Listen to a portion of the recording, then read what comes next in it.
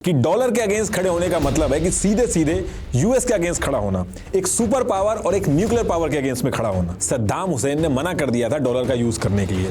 America के इस step से सऊदी का बहुत बड़ा जैकपॉट लगा, लेकिन इसके चलते सद्दाम हुसैन को ओवरथ्रो किया गया और फांसी दी गई। यूएस ने पूरे ईरान पे इतने सैंक्शन लगाए, ये प्लान भी उसी समय रुक गया। लेकिन इनकी कंट्री में सिविल वॉर स्टार्ट कराई गई और गद्दाफी जो था उसको ओवरथ्रो कर दिया गया। और यहां से यूएस की मनमानी स्टार्ट होती है, क्योंकि इससे सिर्फ रशिया के ऊपर ही सैंक्शन नहीं लगे, बाकी सबका भी बहुत नुकसान हुआ। और यही रीजन है जिसकी वजह से कोई भी यूएस से पंगा लेने से 10 बार सोचता है।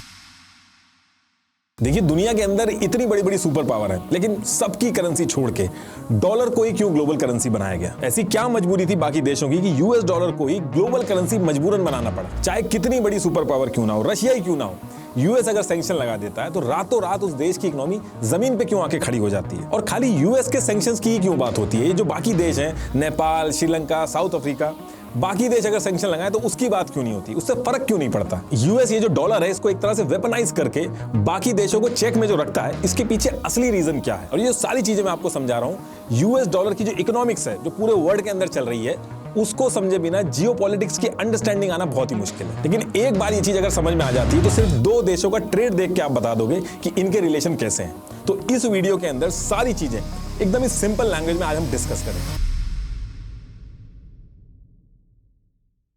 तो देखिए, आज से हजारों साल पहले का टाइम था और उस टाइम पे करेंसी जो थी वो नहीं होती थी।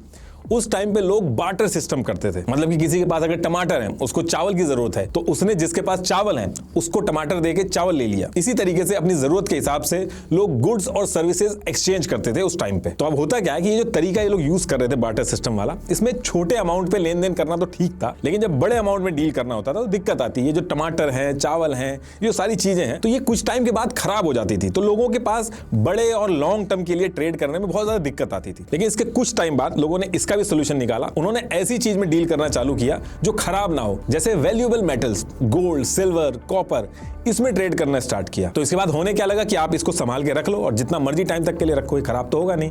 तो लोग इसको संभाल के रखते थे और अपनी जरूरत के हिसाब से जिस चीज की जरूरत होती थी इसको दे के उसकी जगह वो चीज ले लेते थे। और इसमें लीडिया ने क्या किया कि इसने गोल्ड, सिल्वर, इन सब के कॉइन्स बना दिए ताकि लोग आसानी से ट्रेड कर सके। तो ये जो स्टेप लिया लीडिया ने, इसके बाद सोने, चांदी, इनके जो सिक्के होते थे ये चलन में आने लगे। अब यहां तक तो ठीक था, लेकिन इसमें भी कुछ दिक्कतें थी। जैसे जब लोग ट्रैवल करते थे और लॉन्ग रूट पे ट्रैवल करते थे और बहुत बड़ा ट्रेड करना होता था, तो ये जो गोल्ड, सिल्वर है, ये काफी भारी होते थे। इनको मैनेज करना, रास्ते में चोरी से बचा के रखना और अच्छे से ट्रांसपोर्ट करना, इसमें दिक्कत आती थी। तो टाइम के साथ साथ ये जो दिक्कत थी, इसका भी लोगों ने सोल्यूशन निकालना चालू किया। मान लो किसी को दिल्ली से मुंबई जाना है गोल्ड लेके, तो दिल्ली के अंदर कोई व्यापारी है, उसको ढूंढ लेते थे लोग और उससे कहते थे कि देखो, हमें इतना सारा सोना लेके ट्रैवल नहीं करना है, आप ही हमारा गोल्ड जो है ये अपने पास रख लो। जब हम मुंबई पहुंच जाएंगे तो आप मुंबई में आपके जो जानने वाले व्यापारी हैं उसको बोल देना, वो हमें वहां पे पहुंचने पे सेम अमाउंट का गोल्ड वहां पे दे देगा और आपका जो बनेगा वो आप ले लेना। तो ऐसे केस में क्या होता था कि दिल्ली के अंदर जो व्यापारी था वो सोना रख के एक पेपर पे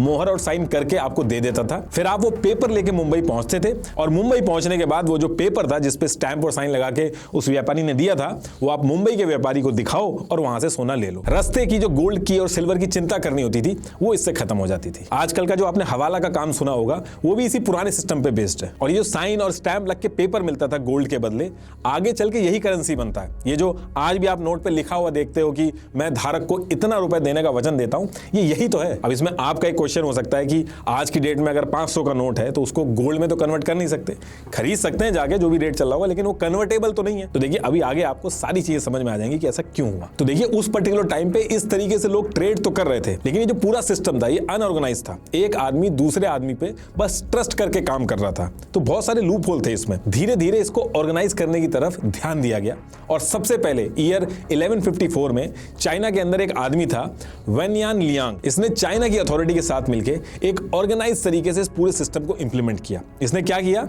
इसने चाइना के अंदर इसी काम के लिए बैंक बना दिए। चाइना के अंदर लोग बैंक के अंदर जाते थे, अपना गोल्ड जमा करते थे और उसके बदले एक बैंक नोट ले आते थे। तो जब ये होने लगा तो जो लोग ट्रेड करते थे उनकी टेंशन दूर हो गई थी। उनको अब सोना ले लेके घूमने की जरूरत नहीं थी। उनको पता था कि उनके पास बैंक का नोट है, जब भी वो चाहेंगे बैंक में जाके सोना अपना ले लेंगे। उनको बस बैंक नोट के अंदर ट्रेड करना होता था। तो देखिए, उस टाइम पे इस तरीके का जो ट्रेड था वो स्टार्ट हो गया था।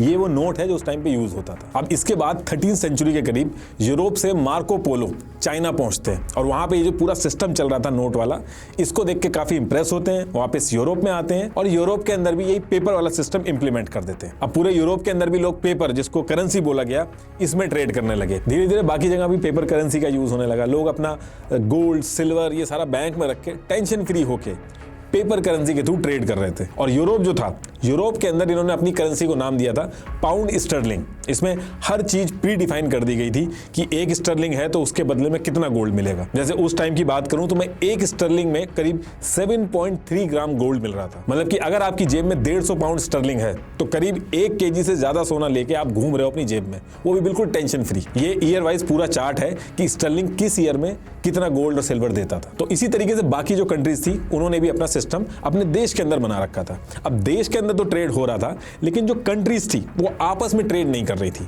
तो इस चीज को इंटरनेशनली भी लाया गया। एक कंट्री जब दूसरी कंट्री से ट्रेड कर रही थी तो वहां पे भी इसी पेपर करेंसी का यूज किया गया। देश अपने अपने नोट और करेंसी लेके इंटरनेशनल लेवल पे ट्रेड करने लगे। जैसे चाइना वाले अपना युआन देके यूरोप से सामान मंगा लेते थे और यूरोप वाले अपना पाउंड स्टर्लिंग देके चाइना से सामान मंगा लेते थे। और किसी भी देश को कोई टेंशन नहीं रहती थी, क्योंकि पेपर करेंसी में जो ये ट्रेड करते थे आपस में, एट द एंड इनको उसके बदले में गोल्ड मिल जाता था। और ये जो ट्रेड का पूरा सिस्टम बना, इस चीज से इतनी ज्यादा आसानी हुई कि पूरे वर्ल्ड का ट्रेड बहुत तेजी से बढ़ गया। तो बेसिकली सारा जो ट्रेड हो रहा था, नेशनल ट्रेड और इंटरनेशनल ट्रेड, वो हो गोल्ड में ही रहा था, लेकिन एक पीस ऑफ पेपर उसको रिफ्लेक्ट कर रहा था, जिसको करेंसी नाम दे दिया गया था। लेकिन कोई भी कंट्री हो उतनी ही करेंसी प्रिंट कर सकती थी जितना उसके पास गोल्ड था, जिसको द गोल्ड स्टैंडर्ड बोला गया। तो कहने का मतलब ये है कि अगर आपको अपनी कंट्री में ज्यादा चीजें बाहर से खरीद के लानी है तो आपके पास करेंसी होनी चाहिए, और करेंसी आप उतनी ही छाप सकते हो जितना आपके पास गोल्ड है। तो जिस कंट्री के पास ज्यादा गोल्ड, उस कंट्री के पास ज्यादा रिसोर्सेज। तो इसको अगर आप उल्टा भी करो तो जो कंट्री ज्यादा गुड्स एंड रिसोर्सेज प्रोड्यूस करेगी उसके पास ज्यादा करेंसी आएगी, मतलब कि ज्यादा गोल्ड होगा उस कंट्री के पास। अब इसके बाद 19वीं सेंचुरी के स्टार्टिंग में यूके जो था वो सबसे ज्यादा रिसोर्सेज प्रोड्यूस कर रहा था और दुनिया को अलग अलग चीजें बना बना के भेज रहा था। उसके पास ज्यादा करेंसी यानी कि ज्यादा गोल्ड इकट्ठा हो गया था। यूके के जो गोल्ड के भंडार थे वो बहुत बढ़ने लगे थे और यूके की जो करेंसी थी स्टर्लिंग, वो बाकी कंट्रीज के कंपैरेटिवली ज्यादा बड़ी बनने लगी थी और पूरे वर्ल्ड में सबसे ज्यादा पाउंड स्टर्लिंग घूमने लगा था। लोग इसमें सबसे ज्यादा ट्रेड करने लगे। जैसे आज की डेट में यूएस डॉलर है, उस टाइम पे पाउंड स्टर्लिंग इतना चलता था। पूरी दुनिया के देश जितना मिलकर ट्रेड करते थे उसमें से 60% ट्रेड जो था वो पाउंड स्टर्लिंग में होता था। और कुछ कंट्रीज ने तो गोल्ड को संभाल के रखने की बजाय पाउंड स्टर्लिंग जो था वो संभाल के रखने लगे, क्योंकि गोल्ड के कंपैरेटिवली जो पेपर करेंसी थी उसको संभाल के रखना, उसका रिजर्व बनाना, उसमें ज्यादा आसानी होती थी। और इसके बाद ईयर स्टार्ट होता है 1913। ये वो टाइम था जब सारे समीकरण चेंज होने लगते हैं और पिक्चर में आने लगता है यूएस डॉलर। और रीजन था इस पर्टिकुलर टाइम पे फर्स्ट वर्ल्ड वॉर का स्टार्ट होना। ये वो टाइम था जब यूके की हालत बहुत ज्यादा खराब हो जाती है। लड़ाई और हथियार के चक्कर में 7.8 बिलियन पाउंड का डेट आ जाता है यूके के ऊपर। और ये कोई छोटा अमाउंट नहीं था, उस टाइम के हिसाब से ये काफी बड़ा अमाउंट था। जो इनकी पूरी जीडीपी थी उसका 25% इनके ऊपर कर्ज आ गया था। गोल्ड रिजर्व एकदम खत्म हो गए थे और जहां पूरे वर्ल्ड में बाकी सारी कंट्रीज को रिसोर्सेज सप्लाई कर रहे थे, यहां पे उल्टा होने लगा। उल्टा इनको कंट्रीज से इंपोर्ट करना पड़ रहा था। ये जो फर्स्ट वर्ल्ड वॉर थी इसमें यूएस शुरू में तो न्यूट्रल रहता था, चुपचाप रहता था। कंट्रीज जो लड़ रही थी उनको हथियार बना बना के बेच रहा था, गोल्ड के रिजर्व बढ़ा रहा था अपना। और बाद में भी जब यूएस इस वॉर में घुसता है तो उसने हथियार, फूड ग्रेन वगैरह दे के बहुत सारे पैसे बनाए। इससे यूएस का बहुत ज्यादा फायदा हुआ। अब इस वॉर में यूएस पैसा तो बना रहा था, लेकिन इस टाइम पे भी यूएस उतना आगे नहीं था, क्योंकि यूएस के पास सेंट्रल बैंक वगैरह नहीं थे। ट्रेड जो यूएस करता था उस पर भी काफी रिस्ट्रिक्शन थे। लेकिन इस वॉर में इसने अपने गोल्ड रिजर्व जो थे उनको भरा और अपनी कंट्री के अंदर सेंट्रल बैंक बनवाए। कई तरह के फेडरल रिजर्व एक्ट लेके आए और अपने आप को पूरे वर्ल्ड की जो इकोनॉमी थी उसमें एस्टैब्लिश कर दिया। लेकिन ये सिर्फ शुरुआत थी, आने वाला टाइम और बढ़िया था यूएस के लिए। अब देखिए आज की डेट की बात करें तो यूएस सबसे बड़ा एक्सपोर्टर तो नहीं है। इनफैक्ट इंडिया से भी यूएस काफी सर्विसेज आउटसोर्स करता है, स्पेशली वहां के टेक सेक्टर में। यही रीजन है कि आपने नोटिस किया होगा कि इंडिया के अंदर स्किल्ड टेक्निकल प्रोफेशनल्स की डिमांड विद टाइम और बढ़ती जा रही है और आप भी इस ग्रोइंग फील्ड में अपना करियर बना सकते हैं। स्केलर एक बहुत अच्छा ऑनलाइन टेक प्लेटफॉर्म है जहां आप डेटा साइंस और मशीन लर्निंग की स्किल सीख सकते हैं और यहां पे आपको टॉप इंडस्ट्री एक्सपर्ट से ट्रेनिंग मिलती है। एक scalar learner on an average daily 3 घंटे तक की लर्निंग करता है और उसे 80 से ज्यादा रियल वर्ल्ड केस स्टडीज का एक्सेस मिलता है, जो कि लर्नर को जॉब रेडी बनाता है। इसके साथ ही आपको इंटरव्यू प्रिपरेशन और प्लेसमेंट असिस्टेंट में भी मदद करते हैं। स्केलर के 93.5% लर्नर्स ने टॉप कंपनी जैसे गूगल, फेसबुक, ओरेकल, इनमें प्लेसमेंट ली है और इनके 1-on-1 सेशंस डाउट क्लैरिटी के लिए काफी हेल्पफुल होते हैं। स्केलर का जो करिकुलम है वो as per current industry standard है, जिससे लर्नर्स को पूरा फायदा मिल सके। तो अगर आपको भी डेटा साइंस और मशीन लर्निंग की फील्ड में हाईली स्किल्ड प्रोफेशनल बनना है तो डिस्क्रिप्शन में दी हुई लिंक को क्लिक करके इनकी फ्री लाइव क्लासेस अटेंड करके अपना डिसीजन ले सकते हो। और इसके साथ स्केलर आपको इजी ईएमआई ऑप्शंस भी देता है अप टू 2 इयर्स बिना किसी इंटरेस्ट के। तो टॉपिक पे वापस आते हैं। अब इसके बाद सेकेंड वर्ल्ड वॉर स्टार्ट होती है और इस वॉर में यूएस और हथियार बेचता है और इसकी वजह से यूएस के पास पूरी दुनिया का ज्यादातर गोल्ड इकट्ठा हो गया था। ये ग्राफ देखिए उस टाइम का, पूरी दुनिया में जितना गोल्ड था उसका 70% यूएस के पास आ चुका था।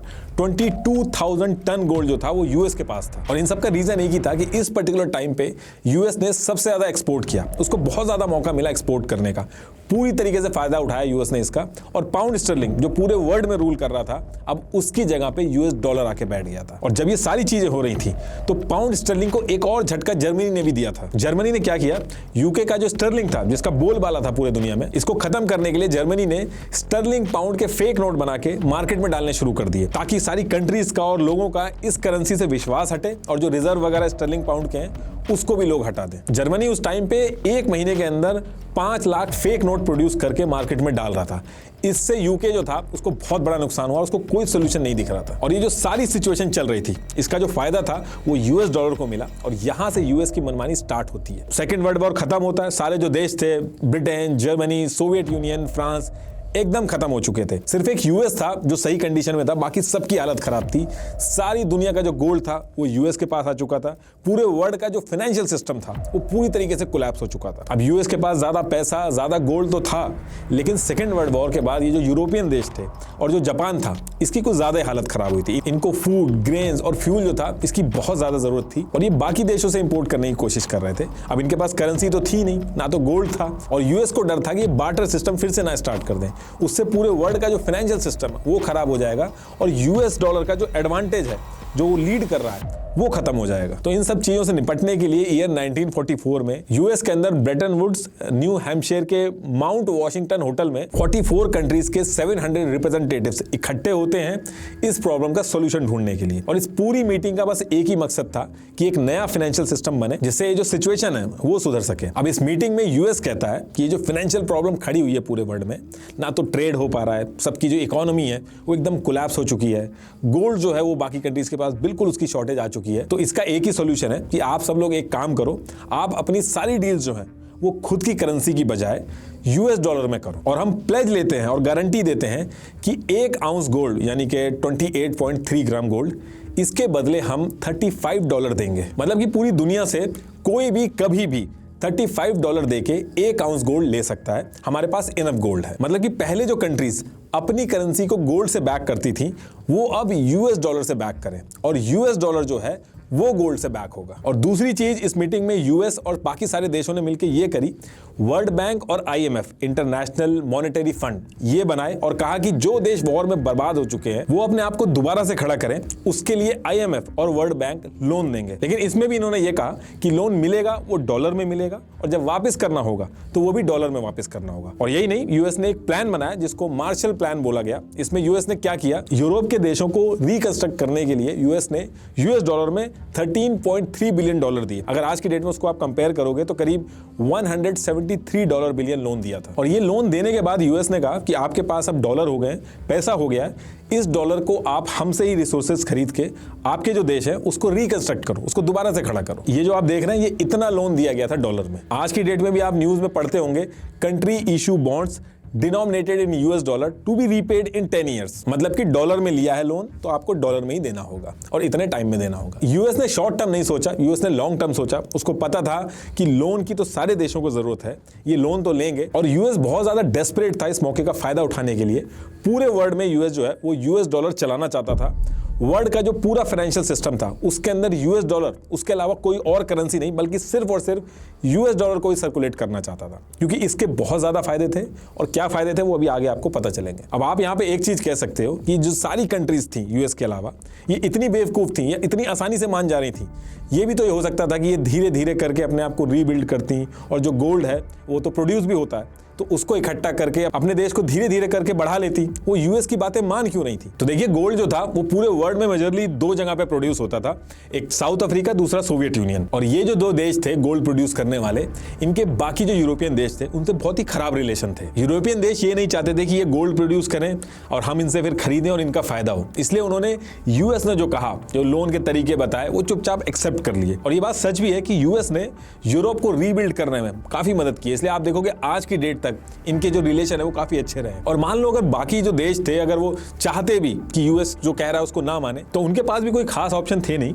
मैं कहना क्या चाह रहा हूं, इसको एक एग्जांपल समझाता हूं। मान लो जापान जो है उसको ग्रेन की बहुत ज्यादा जरूरत है, उसने श्रीलंका से बात की और उनसे कहा कि आप हमें ग्रेन दे दो। अब जापान जो है वो श्रीलंका से ग्रेन लेने के बाद उसकी अपनी करेंसी जो येन है उसमें पैसे दे उसको, तो वो जो पैसा है जो जापान अपनी करेंसी दे रहा है, श्रीलंका उसका करेगा क्या? क्योंकि बाकी जो कंट्री हैं वो इस जापान की करेंसी को नहीं लेंगी। लेकिन हाँ, अगर इसी डील में श्रीलंका को पता चले कि जापान जो है वो अपनी करेंसी की बजाय यूएस करेंसी देगा, तो वो खुशी खुशी ले लेगा, क्योंकि उसको पता है कि ये जो यूएस डॉलर है इसको उठा के मैं अगर यूएस को दूंगा तो उसके बदले मुझे गोल्ड मिल जाएगा। तो यही रीजन था कि पूरी दुनिया में एक अनसेड कम्युनिकेशन में बिना चाहते हुए भी यूएस डॉलर चल रहा था। और उस टाइम पे बाकी जो कंट्रीज थी उनको एक दूसरे की करेंसी पे भरोसा ही नहीं था सिवाय यूएस डॉलर के। वो सिर्फ एक रीजन था कि उनको पता था कि यूएस डॉलर जो है उसके बदले में गोल्ड मिल जाएगा। यूएस डॉलर का यूज करना बाकी कंट्रियों की मजबूरी बन गया था, जैसे आज की डेट में मजबूरी बना हुआ है वैसे उस टाइम पे भी बन गया था। और यही रीजन था कि यूएस जो कह रहा था, बाकी देश जो थे वो लोन से लेकर ट्रेड तक हर चीज डॉलर में यूज करनी शुरू कर दी थी। अब जो यूएस है वो यहां पे भी नहीं रुकता है।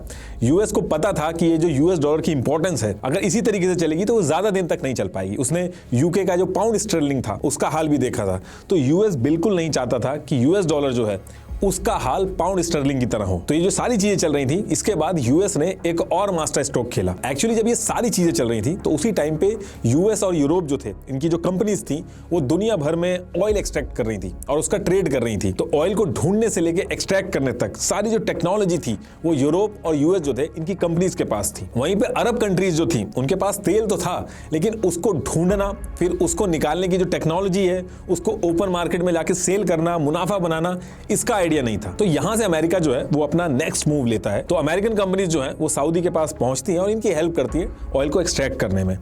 अमेरिका के इस स्टेप से सऊदी का बहुत बड़ा जैकपॉट लगता है। सऊदी में बहुत बड़ा ऑयल फील्ड निकलता है और ये जो ऑयल फील्ड था, इस पूरे प्रोसेस में इसको एक्सट्रैक्ट करना, इसमें यूएस की कंपनीज क्या करती हैं, बेस बनाती हैं सऊदी के अंदर और ऑयल को एक्सट्रैक्ट करना, उसको टेक्नोलॉजी यूज करके बाहर मार्केट में भेजना, इस पूरे प्रोसेस में लग जाती है। अब यहां से सऊदी के सामने दो चीजें थी, एक तो उसको यूएस की हेल्प चाहिए थी ऑयल को एक्सट्रैक्ट करना, उसकी टेक्नोलॉजी, दूसरी चीज उसको यूएस की सिक्योरिटी की भी जरूरत थी। एक्चुअली जब वर्ल्ड वॉर चल रहा था तो सऊदी के अंदर यूएस की जो कंपनीज थी उन्होंने अपना बेस वगैरह बना रखा था, ऑयल एक्सट्रैक्ट वगैरह कर रही थी। तो उस टाइम पे इटली ने सऊदी के अंदर जो यूएस की फैसिलिटीज थी उस पे बॉम्ब वगैरह गिराए थे। तो सऊदी को सिक्योरिटी को लेके भी बहुत ज्यादा कंसर्न था।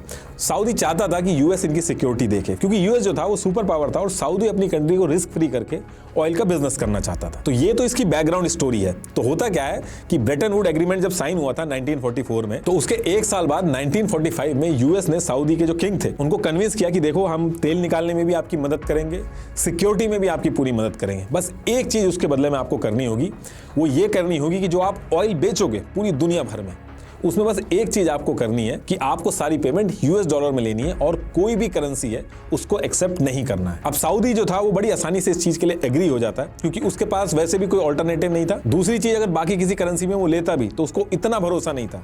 यूएस डॉलर में एटलीस्ट ये तो है कि वो गोल्ड में कभी कन्वर्ट कर सकता है। तो सऊदी जो था वो बड़ी आसानी से इस चीज को मान जाता है। तो जो बाकी देश थे उनके सामने एक और चीज आके खड़ी हो गई थी कि अगर आपको अपनी कंट्री के लिए ऑयल चाहिए तो आपको किसी और करेंसी में नहीं मिलेगा, आपके पास यूएस डॉलर होना कंपलसरी है, इसलिए आपको अपने रिजर्व में यूएस डॉलर रखने पड़ेंगे अगर आपको ऑयल चाहिए। और जो ऑयल था वो मॉडर्न इकोनॉमी का सबसे पावरफुल प्रोडक्ट था। और सऊदी की जो ये डील हुई थी, इसके बाद बाकी जो ऑयल कंट्रीज थी उन्होंने भी डॉलर में ही ऑयल को एक्सेप्ट करना शुरू कर दिया, क्योंकि उनके सामने भी सेम चैलेंजेस थे और सऊदी अगर ऐसा ऑप्शन देगा डॉलर का तो उसको एक एडवांटेज रहेगा। तो जो बाकी अरब ऑयल कंट्रीज थी तो उन्होंने भी डॉलर में ही ऑयल बेचना स्टार्ट किया। अब इसके बाद क्या होता है कि यूएस अपने आप को थोड़ा और पुश करता है। यूएस को लगा उसके डॉलर जो पूरी दुनिया में फैले हुए हैं, सारी की सारी कंट्रीज एक साथ तो गोल्ड को कन्वर्ट करवाने आएंगी नहीं, तो यूएस ने क्या किया, जितना गोल्ड उसके पास था उससे ज्यादा करेंसी प्रिंट कराना स्टार्ट कर दिया और इंटरनेशनल मार्केट में यूएस के पास जितना गोल्ड था उससे ज्यादा यूएस डॉलर फ्लोट करने लगे। अब यूएस ने ये जो किया उसमें सच में पॉसिबिलिटी बहुत कम थी कि सारी कंट्रीज, सारे लोग एक साथ आ जाएं और यूएस डॉलर को कन्वर्ट करा के गोल्ड ले लें। लेकिन एक सिचुएशन ऐसी थी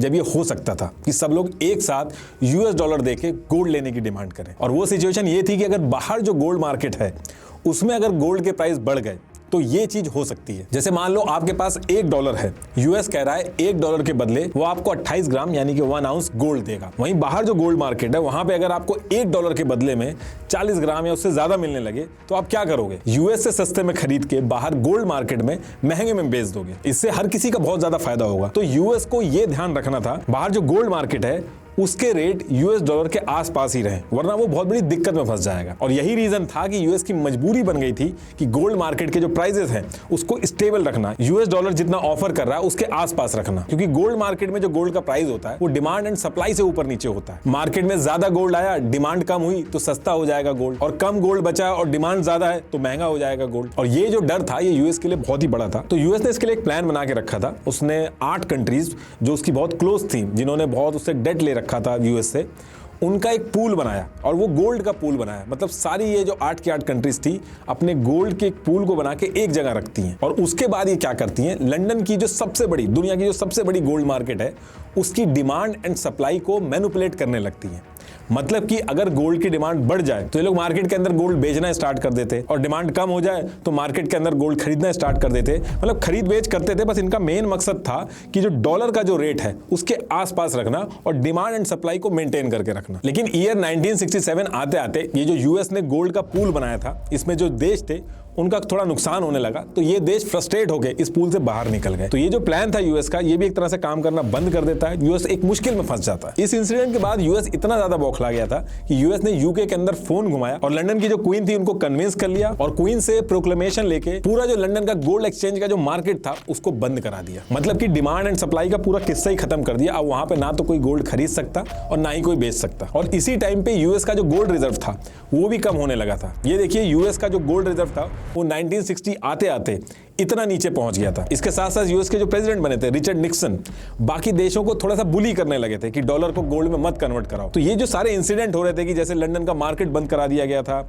उसके बाद निक्सन जो थे वो थोड़ा सा प्रेशराइज कर रहे थे कि कन्वर्ट ना करो, तो ये जो चीज थी ये इनके ऊपर उल्टा बैकफायर कर गई और बाकी जो देश थे वो इनसिक्योर हो गए और वो क्या करने लगे, वो डॉलर देके गोल्ड लेने लगे उसकी जगह। तो ये सारी चीजें यूएस के लिए एक डिजास्टर की तरह निकल के आई। और जब ये सारी चीजें नहीं संभलती हैं तो अगस्त 15, 1971 को president Nixon executive order number 11615 release करते हैं और इंटरनेशनल स्पेकुलेशन को ब्लेम करते हुए कहते हैं कि ये यूएस डॉलर की जो गोल्ड में कन्वर्टेबिलिटी है, मतलब कि आज की डेट से डॉलर जो है उसके बदले गोल्ड नहीं मिलेगा। I have directed Secretary Connally to suspend temporarily the convertibility of the dollar into gold or other reserve assets. पूरी दुनिया शॉक्ड हो गई थी। सारे जो ट्रेड थे वो डॉलर के अंदर हो रहे थे, जो डेट लिए गए थे वो डॉलर में रिटर्न करने थे, ऑयल डॉलर में आ रहा था, सबके रिजर्व डॉलर में थे, और ये ऐसा बोला जाना दुनिया के लिए एक शॉक था। इसीलिए इस इंसिडेंट को निक्सन शॉक बोला जाता है। इस इंसिडेंट के बाद देशों को पता ही नहीं था कि करना क्या है। ये ऐसा समझ लीजिए जैसे किसी ने पूरी दुनिया को चेक साइन कर करके बांट दिए हैं, किसी में 10 लाख, किसी में 5 लाख, ऐसे लिख लिख के चेक साइन करके बांट दिए हैं, और बाद में पता चलता है कि चेक तो है लेकिन उसको एनकैश नहीं करवा सकते। तो अब लोग क्या कर रहे हैं, उसी चेक को एक दूसरे को दे के सामान ले और दे रहे हैं। और सारे जो देश थे उनके सामने सबसे बड़ी दिक्कत ये थी कि अगर वो गुस्सा भी हो जाए कि कहें कि हम डॉलर नहीं यूज करेंगे, तो डॉलर नहीं यूज करेंगे तो उसके बदले में ऑल्टरनेटिव क्या है, उसका सॉल्यूशन उनके पास नहीं था। अब इधर सऊदी जो था वो भी यूएस के पास पहुंचता है कि हम इधर ऑयल बेच बेच के डॉलर इकट्ठे कर रहे हैं और अब आपने तो ऐसा कर दिया कि अब हम कन्वर्ट ही नहीं करा सकते गोल्ड में, डॉलर की वैल्यू क्या बची। तो यूएस ने सऊदी से कहा कि आपको टेंशन लेने की कोई जरूरत नहीं है, आप जो ऑयल को बेच रहे हो उसको डॉलर में ही बेचते रहो एज इट इज, और जो डॉलर आपको ऑयल बेचने से आ रहा है उस डॉलर को आप यूएस के अंदर इन्वेस्ट करो, हमारी जो रिसोर्सेज हैं उनको उसी डॉलर से आप खरीद के अपने देश में मंगवाओ, हमारे जो बॉन्ड्स हैं, हमारी जो कंपनीज हैं उसके अंदर आप इन्वेस्ट करो, हम आपको हर तरीके से मदद करेंगे।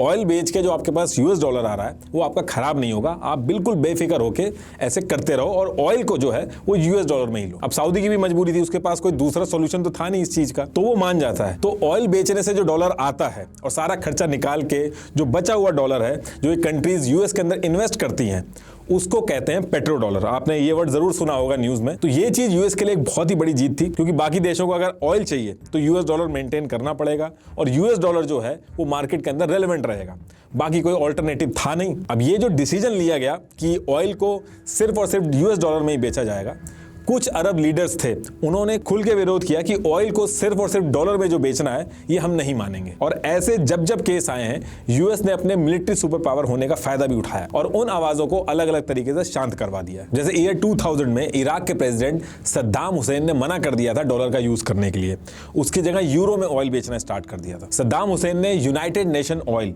फॉर फूड प्रोग्राम के जितने भी ट्रांजेक्शन थे सारे के सारे यूरो में लेना स्टार्ट किए। लगभग 3.3 बिलियन बैरल का जो ऑयल था उसके बदले में 26 बिलियन यूरोस तक इकट्ठा कर लिए थे। लेकिन इसके चलते सद्दाम हुसैन को ओवरथ्रो किया गया और फांसी दी गई। इसके बाद लीबिया के गद्दाफी ने डॉलर छोड़ के यूनिफाइड अफ्रीकन करेंसी बनाने का आइडिया प्रपोज किया।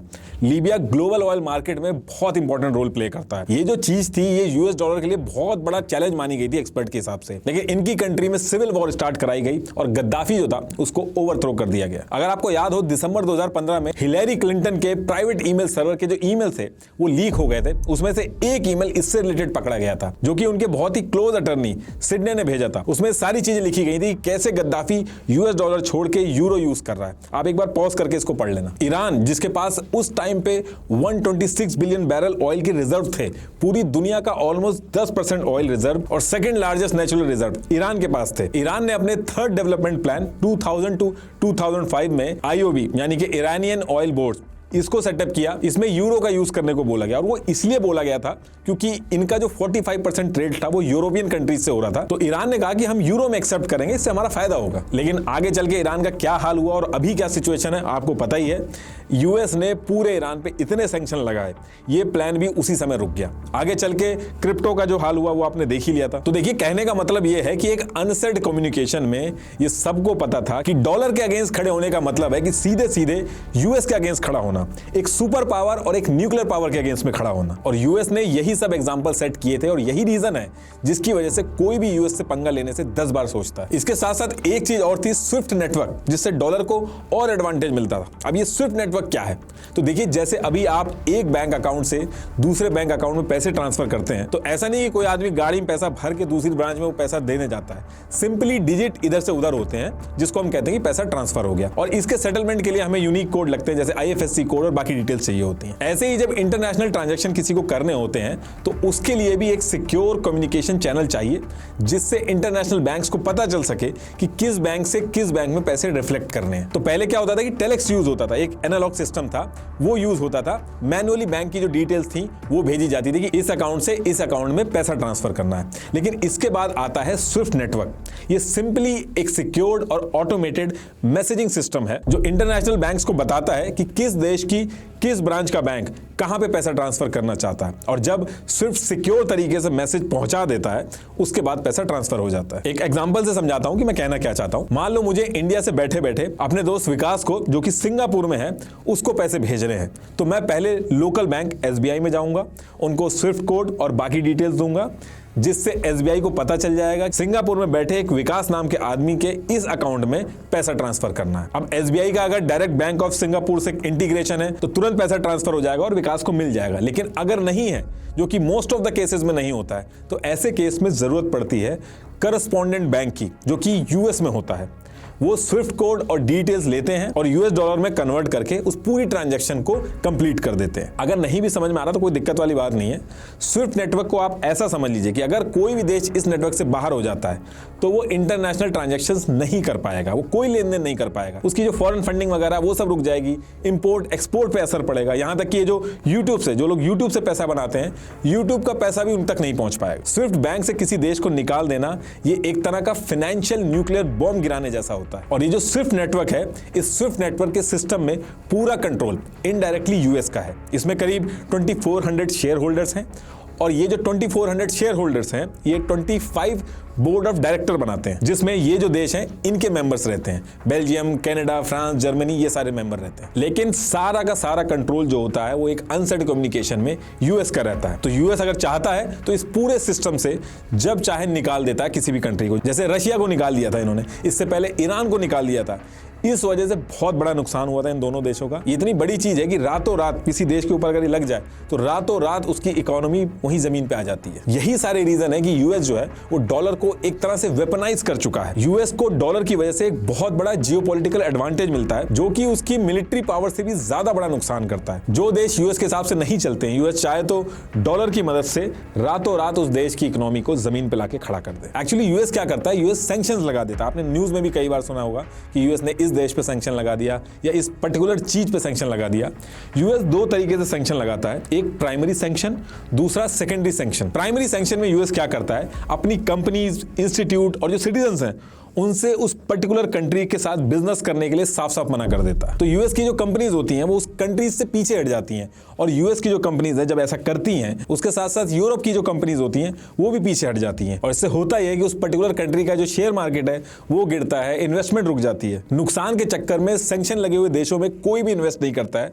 यूएस और यूरोप की जो कंपनीज है पूरे वर्ल्ड के अंदर इनका बहुत बड़ा इंफ्लुएंस है। जब ये किसी कंट्री से पीछे हटती है तो इनको देख के बाकी देशों की जो कंपनीज होती हैं वो भी इन्वेस्ट करने से भागती हैं, क्योंकि यूएस जब सैंक्शन लगाता है तो पता नहीं बात कहां पे जाके रुकेगी। कोई बड़ी बात नहीं कि आगे चल के स्विफ्ट बैन भी लग जाए, जैसे रशिया के केस में किया था इन्होंने। रशिया को स्विफ्ट नेटवर्क से बाहर कर दिया था अभी ये जो यूक्रेन वॉर हुई थी इस टाइम पे। और ऐसे केसेस में बड़ी से बड़ी कंट्री और उसकी कंपनीज जो होती हैं वो जमीन पे आके गिर जाती हैं, क्योंकि वो कंट्री हो और उसकी कंपनीज हो वो माल ही नहीं बेच पाती, और माल बेच भी दे तो पैसे ही ट्रांसफर नहीं हो पाता है। दूसरा यूएस क्या करता है, सेकेंडरी सैंक्शन लगाता है। जिस कंट्री के ऊपर सैंक्शन लगा हुआ है उस कंट्री से जो ट्रेड करेगा उस पे भी सैंक्शन लगता है। इसको सेकेंडरी सैंक्शन कहते हैं। तो इससे क्या होता है कि वो जो कंट्री है जिस पे सेकेंडरी सैंक्शन लगा हुआ है वो पूरे इंटरनेशनल ट्रेड से आइसोलेट हो जाती है, उसकी फंडिंग रुक जाती है। जैसे ईरान के ऊपर हुआ, इन्होंने सेकेंडरी सैंक्शन लगा दिया था ईरान के ऊपर। इंडिया को फायदा था ईरान से तेल लेने में, लेकिन फायदा होने के बाद भी इंडिया ईरान से तेल नहीं खरीद पाया, जबकि आगे चल के ईरान ने और सस्ते कर दिए। जो मार्केट में जो तेल के प्राइसेस थे उससे सस्ते में दे रहा था, लेकिन उसके बाद भी इंडिया नहीं ले पाया था। तो बेसिकली अगर आप देखा जाए तो लड़ाई यूएस और ईरान की थी, सैंक्शंस जो लगे थे वो ईरान पे लगे थे, लेकिन उसका नुकसान उन कंट्रीज को भी झेलना पड़ता है जिनका इस पूरे कन्फ्लिक्ट से कोई मतलब ही नहीं होता है। और बिना कुछ गलत किए उन देशों में भी इन्फ्लेशन बढ़ जाता है, ऑयल के प्राइसेस बढ़ जाते हैं। और ये जो एडवांटेज है ये सिर्फ और सिर्फ यूएस को ही मिलता है। अगर इंडिया चाहे तो इंडिया भी सैंक्शन लगा सकता है, अनाउंस कर दे कि पाकिस्तान के ऊपर हमने सैंक्शन लगा दिया, लेकिन ग्लोबल मार्केट में रुपीस की जो डिपेंडेंसी है वो है ही नहीं। ना ही इंडिया के पास कोई स्विफ्ट नेटवर्क जैसा सिस्टम है। अभी यूपीआई आगे धीरे धीरे बढ़ रहा है, लेकिन अभी उसमें टाइम है। इसीलिए इंपैक्ट जो होता है वो यूएस के जो सैंक्शंस होते हैं उसका सबसे ज्यादा होता है। पूरे वर्ल्ड में यूएस के सैंक्शंस की जो कॉस्टिंग है वो बहुत भारी पड़ती है लोगों पे। अभी रशिया के ऊपर जब यूएस ने सैंक्शन लगाया था तो सारी कंट्रीज पीछे हट गई थी, लेकिन इंडिया ने फिर भी रशिया से ऑयल खरीदा था। एक्चुअली यूएस को इंडिया को थोड़ा झेलना पड़ता है चाइना की वजह से। ऐसा इसलिए क्योंकि यूएस इंडिया को चाइना के काउंटर के लिए देखता है, इसलिए ज्यादा कुछ नहीं हुआ इंडिया के साथ। लेकिन अगर कोई और कंट्री ऐसा करती तो वो दिक्कत में पड़ती। तो कहने का मतलब यह है कि यूएस की जो मिलिट्री पावर है उससे ज्यादा उसकी इकोनॉमिक पावर जो है वो दिक्कत देती है, और इस इकोनॉमिक पावर को अगर कोई वीक करने की कोशिश करता है तो इनकी मिलिट्री पावर निकल के आती है। और इस चीज का फिलहाल तो किसी के पास कोई सोल्यूशन नहीं है। लेकिन बाइडेन ने रशिया के ऊपर ये जो स्विफ्ट बैन लगाया अभी यूक्रेन वॉर पे, ये एक तरह से एक्सपर्ट का मानना है कि ये अपने पैर पे कुल्हाड़ी मारने जैसा ही है, क्योंकि इससे सिर्फ रशिया के ऊपर ही सैंक्शन नहीं लगे, बाकी सबका भी बहुत नुकसान हुआ। और यही रीजन है कि बाकी देश भी जो है वो ऑल्टरनेटिव ढूंढ रहे हैं इस पर्टिकुलर चीज का। पिछले कुछ महीने से बाकी देश भी इस सैंक्शन से परेशान होकर, जैसे चाइना, रशिया, अर्जेंटीना, ब्राजील से लेकर साउथ अफ्रीका तक, सब अपनी डॉलर के ऊपर जो डिपेंडेंसी है वो कम करने की कोशिश कर रहे हैं। पूरी तरीके से छोड़ना तो अभी पॉसिबल नहीं है, लेकिन कम करने की कोशिश कर रहे हैं। और न्यूज में इसको नाम दिया गया है डी डॉलराइजेशन। चाइना ने अपने यूएस के जो बॉन्ड हैं उनको कम कर दिया, उनको बेच दिया अभी फिलहाल में। इराक जो एक बहुत बड़ा ऑयल सप्लायर है उसने कहा हम युआन में ऑयल बेचेंगे। शंघाई कॉर्पोरेशन ऑर्गेनाइजेशन का भी स्टेटमेंट आया कि वो लोकल करेंसी में ट्रेड बढ़ाएंगे। सऊदी और चाइना ने अपनी पहली ट्रांजैक्शन युआन में की, जिसकी वजह से यूएस काफी परेशान भी हुआ। बैक टू बैक मीटिंग भी हुई यूएस और सऊदी में। रशिया ने भी अनाउंस किया है कि वो ऑयल से आए हुए पैसे को युआन करेंसी में रिजर्व करके रखेगा।